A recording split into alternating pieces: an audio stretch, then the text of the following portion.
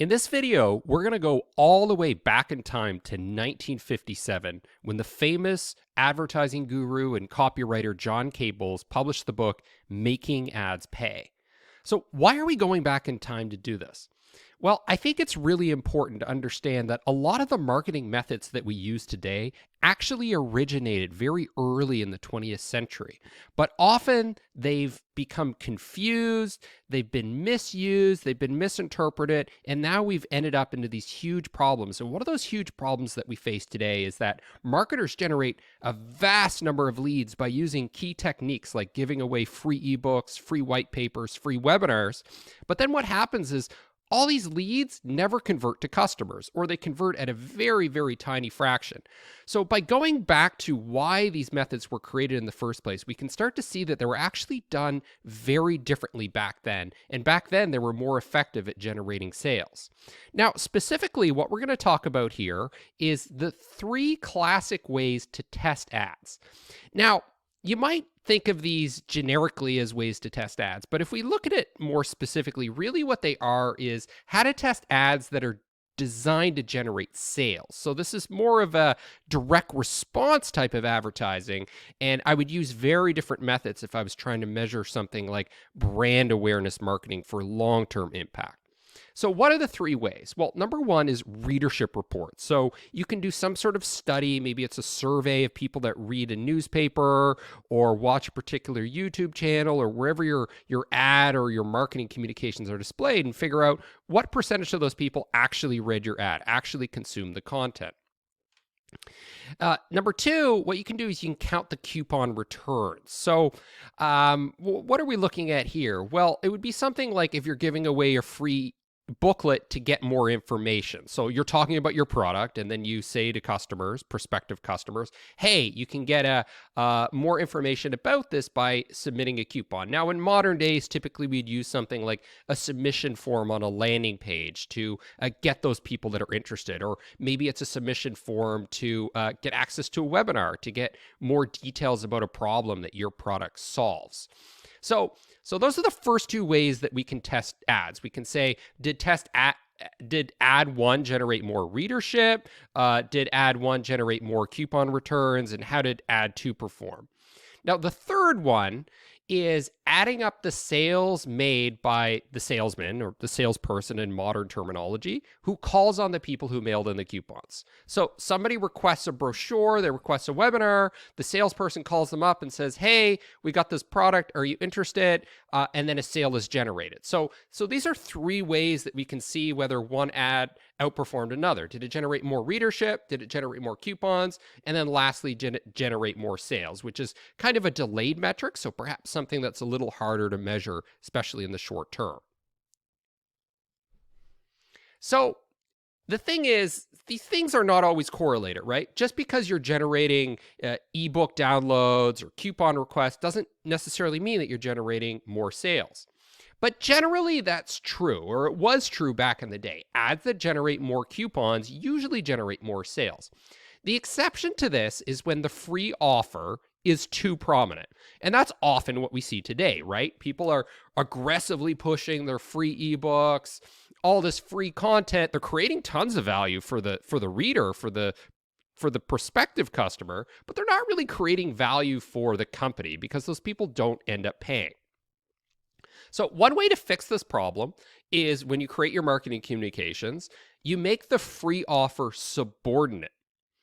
So the bulk of the advertisement is actually selling your product and how it solves a problem.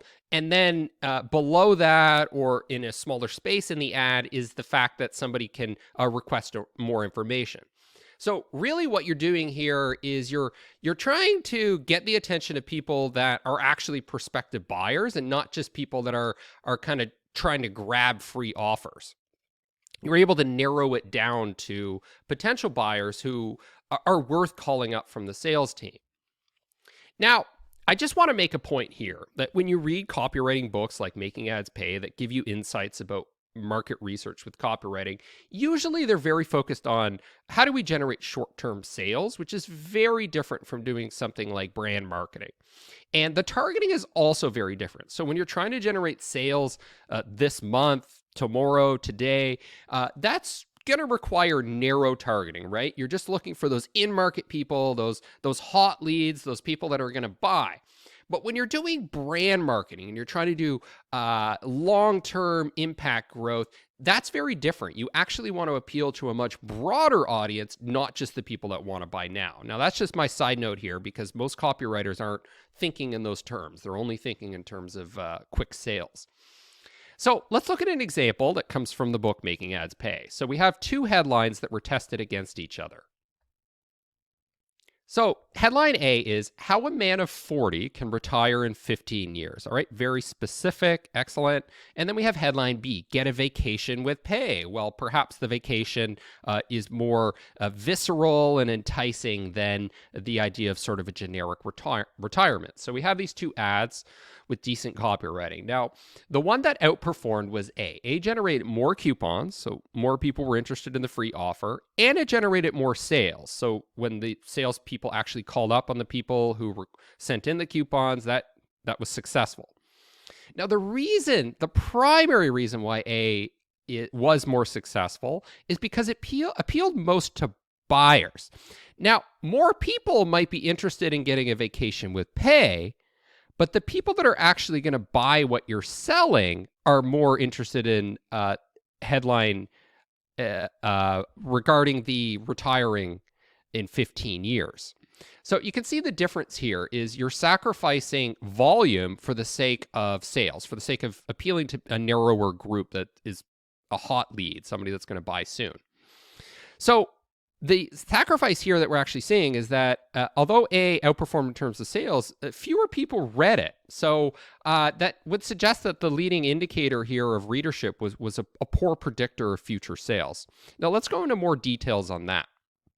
Because as you start doing market research and testing your ads, you're going to be looking at various ways of comparing them. And you want to make sure that you're comparing the right types of metrics, you're doing the right types of tests. So sales versus readership tests. Ads that generate higher readership don't always generate more sales. So the fact that your ad appealed to more people and they were interested in it doesn't necessarily they're more interested in buying. And that's one of the huge problems that we see today with inbound marketing that has been pushed aggressively for years by HubSpot is companies have treated themselves as though they were media companies and they've created journalism to try to generate high readership, but the reality is that it just has nothing to do with generating sales, right? You can generate interest, you can generate content, but very different from a sales pipeline. So selective headlines, in other words, headlines that appeal to a narrower audience, that target prospective buyers may alienate other readers, and that's perfectly fine if your goal is to generate short-term sales. Now, broad appeal headlines, so headlines that do attract huge readership, may attract many readers, but the wrong audience in terms of actually generating revenue for your company.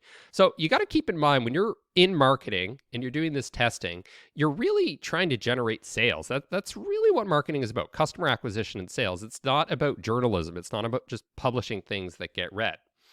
Now, another thing you need to be wary of when you're looking at readership tests is that if you want to increase readership and you're using that as a barometer of success, it can make you do sort of bait and switch types of clickbait methods. So, for example, you can generate headlines that attract lots of readers, but your company, your product may not actually be able to deliver on the promise in the headline. So that's a trick there where, sure, you're able to artificially inflate the readership numbers, but your sales numbers aren't going to follow suit, and that's a path to bankruptcy.